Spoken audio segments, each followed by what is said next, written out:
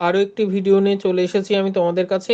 West Bengal school service কমিশনের group D শেষ মুহূর্তের কিছু টিপস তোমাদেরকে আজকে ভিডিওতে বলবো, যে টিপসগুলোকে কাজে লাগালে তোমরা সহজেই পাস করার মতো জায়গায় পৌঁছাবে বলে আমি অন্তত বিশ্বাস করি। প্রথমেই বলবো জেনারেল অ্যাওয়ারনেস নিয়ে। জেনারেল অ্যাওয়ারনেসে 20 নম্বর রয়েছে, তাই সব থেকে গুরুত্বপূর্ণ এখানেই, এবং এটাই হচ্ছে নম্বর তোলার সব থেকে বেশি জায়গা। বেশি পড়ার দরকার নেই, এখানে পড়বে তোমরা পশ্চিমবঙ্গের ভূগোল এবং সংস্কৃতি, পশ্চিমবঙ্গের বিভিন্ন জেলা, যেমন কোন জেলা কিসের জন্য বিখ্যাত সেটা পড়ে নেবে। প্রধান উৎসব পড়বে পশ্চিমবঙ্গের বিভিন্ন জেলার বিভিন্ন উৎসব, লোকনৃত্যগুলো পড়বে যে কোন জেলায় কী ধরনের লোকনৃত্য রয়েছে।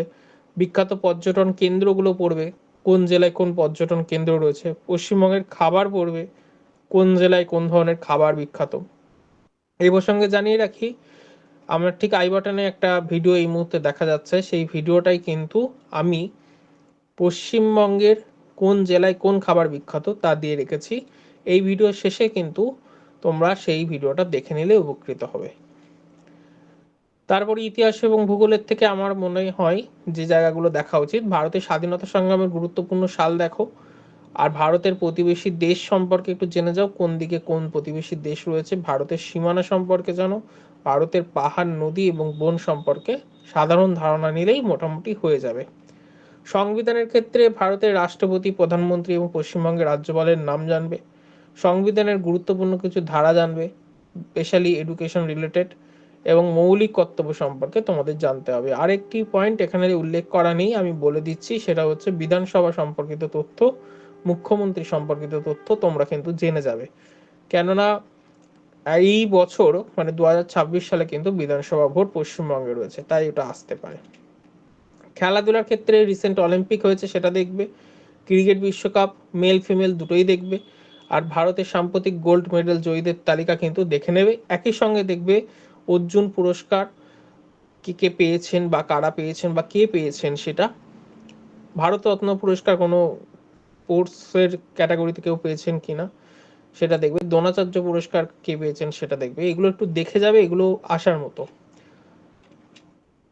কম্পিউটারের ক্ষেত্রে কম্পিউটার অন অফ করা, কম্পিউটার অন অফ করা, কীভাবে অন করব কীভাবে অফ করব শর্টকাট কিতে, ফোল্ডার তৈরি কিভাবে হয়, internet search, input output device, mouse keyboard monitor, কোনটা ইনপুট কোনটা output device, shortcut key, short form full form, এই যে এই জিনিসগুলো, ইন্টারনেটের ব্যবহার, বিভিন্ন ধরনের ইন্টারনেট ফর্মুলারের যেগুলো রয়েছে, যেমন www.https, এইচটিটিপি, এই ধরনের .org, @জিমেল দিই কেন আমরা, বা জিমেলের ফুল ফর্ম, ইয়াহুর ফুল ফর্ম, ফেসবুকের প্রতিষ্ঠাতাকে, এই ধরনের রিলেটেড কোশ্চিন বেশি আসবে বলে আমার মনে হয়। অঙ্কের ক্ষেত্রে বলবো ভুল করা চলবে না। প্রথমে অঙ্কের যেহেতু 8 পর্যন্ত, তাই বড় অঙ্ক না করে ছোট এবং সহজ অঙ্ক প্র্যাকটিস করতে হবে। ক্লাস 8 স্ট্যান্ডার্ড হচ্ছে গ্রুপ ডি, সেই জন্য ছোট এবং সহজ অঙ্ক প্র্যাকটিস করো। সহজ অঙ্কতে ভুল বেশি হয় কঠিন অঙ্কের থেকে, কেননা আমরা প্রত্যেকে প্রশ্ন কঠিন আসবে বলে আবেগের বশে কঠিন প্রশ্ন করে ফেলি। তো সেই জায়গাটাই একটুখানি মাথায় রেখে অনুপাত সমানুপাতটা দেখো, এটা খুব বেশি করে আসে, বিশেষ করে টাকা ভাগাভাগি, কয়েনের অঙ্ক, যে একটা ব্যাগে 50টা কয়েন ছিল এত টাকা হয়েছে, কোন কয়েন কতটা আছে। হাঁস মুরগি, যেটা হচ্ছে, আমি হাঁস মুরগি বললাম, এটা হলো হাঁস আর ছাগলের অঙ্ক, যে এতগুলো পা আছে এতগুলো মাথা আছে, হাঁস মুরগির সন্ধান বার করো। তো এই অঙ্কগুলো কিন্তু বেশি আসে। শতকরা তো অবশ্যই দেখবে, তবে শতকরার যে পোর্শনটা তোমরা বেশি করে দেখবে সেটা হচ্ছে ভগ্নাংশ থেকে শতকরায় রূপান্তর এবং সাধারণ লাভ ক্ষতির ধারণা। একদম বেসিক স্ট্রাকচারে দেখবে যে এত 1 টাকায় 16টা কমলা লেবু কিনেছে, 1 টাকায় 15টা কমলা লেবু বেচলে 100 মানে শতকরা কত লাভ বা ক্ষতি হলো, এই রকম। বা 3 টাকায় 5টে কমলা লেবু কিনে 5 টাকায় 3টে কমলা লেবু বেচলে কত পার্সেন্ট লাভ বা ক্ষতি হলো, এই ধরনের অঙ্ক কিন্তু বেশি আসে। গড়ের ক্ষেত্রে আমি বলবো 5টা 6টা সংখ্যার গড় বের করে, বা বয়সের গড় বার করা, পিতা পুত্রের বয়সের যে গড় সেরকম গড়, বা একটা ক্লাসে 40 জন বাচ্চা আছে, 16 জনের গড় এত, 20 জনের গড় এত, 4 জনের গড় এত, তাহলে মোট গড় কত। বা এরকম ভাবে দিতে পারে যে দুটো বাচ্চা ছেলে, দুটো ছেলে চলে গেল, অন্য দুটো ছেলে এলো, তাদের গড় বয়স বেড়ে গেল বা কমে গেল, সেটা কারা গেল বা কত বয়সে গেল, এই ধরনের প্রশ্ন কিন্তু আসবে। লসাগু গসাগুর ক্ষেত্রে ছোট সংখ্যা লসাগু গসাগু করবে, আর এখানে বলে রাখি, ছোট সংখ্যা লসগু গসাগুর সঙ্গে সঙ্গে ভগ্নাংশের লসগু গসাগু কিন্তু আসতে পারে, সেই জায়গাটা একটু মাথায় রেখো। আমার মনে হয় সেই জায়গাটা সবার আগে জরুরি, সেটা একটু দেখে রেখো। আর সরল সুদের সূত্রের প্রয়োগটা তোমাদের কিন্তু দেখতে হবে। রিজনিং এর ক্ষেত্রে আমি যেটা বলবো, বুদ্ধির পরীক্ষা হচ্ছে রিজনিং, তাই খুব বেশি তো পড়ার জায়গা নেই এখানে, কিছু ভেবে নিয়ে উত্তর দেওয়া এবং ব্রেনটাকে খাটানো, এটাই হচ্ছে রিজনিং এর মেন বিষয়। সবার প্রথমে আমি বলবো ব্লাড রিলেশনটা ভালো করে দেখে যাও। ক্লাস 8 স্ট্যান্ডার্ডের ব্লাড রিলেশনটাই আমার মনে হয় বেশি আসার সম্ভাবনা রয়েছে, বা 2 নম্বর 3 নম্বর পেতেও পারো। যে পরিবারে কে কোন সম্পর্ক হয় সেগুলো একটু দেখে নিয়ে যাও। অনেকের অসুবিধা হচ্ছে আমরা জানি, যে সেরকমভাবে বই পাওয়া যাচ্ছে না, বা যে যে সেন্টারে তোমরা ভর্তি হয়েছো সেই সেন্টারেও সেরকমভাবে বই দিতে পারিনি।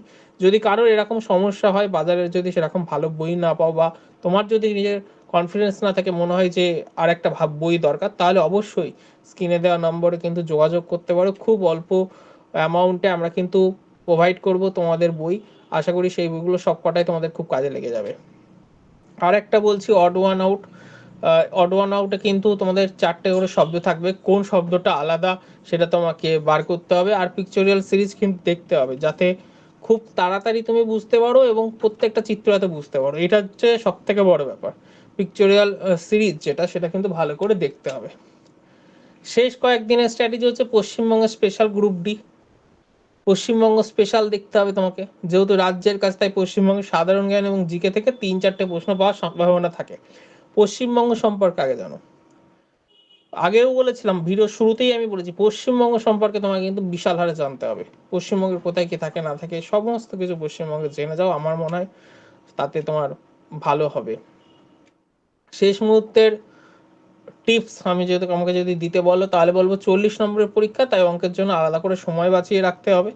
জিকে এবং জিআই দ্রুত শেষ করার একটা চেষ্টা করতে হবে, কেননা জিকে জিআই যত দ্রুত শেষ করতে পারবে তত ম্যাথে সময় দিতে পারবে। যদি জিআই টাইমটা বেশি নেবে, যদি মনে হয় যে জিআই টাইম বেশি নিচ্ছে, তাহলে এখন প্র্যাকটিস করো।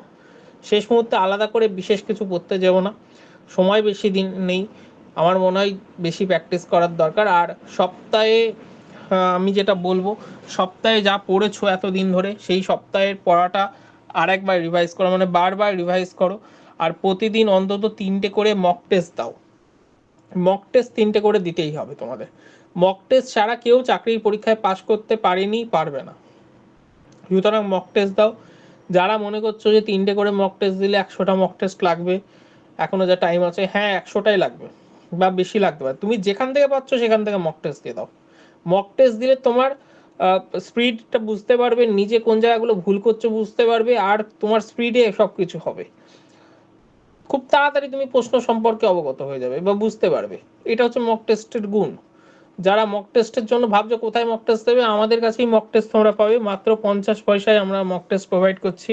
আমাদের 200টা মক টেস্ট সাজানো রয়েছে, গ্রুপ সি এর 100টা, গ্রুপ ডির 100টা, মাত্র 99 টাকায় তোমরা কিন্তু এটা পেয়ে যেতে পারো। তো যারা মনে করছো যে সিরিয়াসলি আছো, এক্সামটা ভালো করে দেবে বলে মনস্থির করেছো, তারা যদি মক টেস্ট দিতে চাও, তাহলে অবশ্যই আমাদের স্ক্রিনে যে নাম্বারটা চলছে সেখানে হোয়াটসঅ্যাপ করো বা কল করো, দিয়ে তোমরা কিন্তু 99 টাকার বিনিময়ে এটা নিতে পারো। এটা ওয়েবসাইটের মাধ্যমে তোমাদের দিতে হবে, আমার মনে হয় খুব হেল্পফুল হবে। আর যদি কেউ মনে করো যে এই পরীক্ষাটা অতটা ভালো হয়তো হবে না, আমাদের লং টার্মের প্রিপারেশান দরকার, যাতে আমরা সব পরীক্ষায় মোটামুটি ভালো রেজাল্ট করতে পারি, তাহলে অবশ্যই আমাদের সেন্টারে একটু যোগাযোগ করো, দেখেও নিও অন্যান্য সেন্টারের সঙ্গে আমাদের সেন্টারের ডিফারেন্সটা, তাহলেই মনে হয় ভালো। আমাদের কিন্তু একটা ব্যাচে 15 জন থেকে 20 জন হাইয়েস্ট পড়ানো হয়, তারপরে অন্য ব্যাচ করে দেওয়া হয়, যাতে ইন্ডিভিজুয়াল কেয়ার করা যায় স্টুডেন্টদের, সেইটা আমাদের মাথায় থাকে। আর আমাদের মেটেরিয়াল কিন্তু সব ছাপা বই। এখন তোমাদের সিডির জন্য আমরা পিডিএফ প্রোভাইড করছি, যেহেতু শেষ মুহূর্তে চলে এসেছে, কিন্তু বেশিরভাগ ক্ষেত্রে আমাদের বইটা হচ্ছে প্রিন্টেড বই। তো সেই জায়গাটা কিন্তু অনেক বেটার তোমাদের জন্য।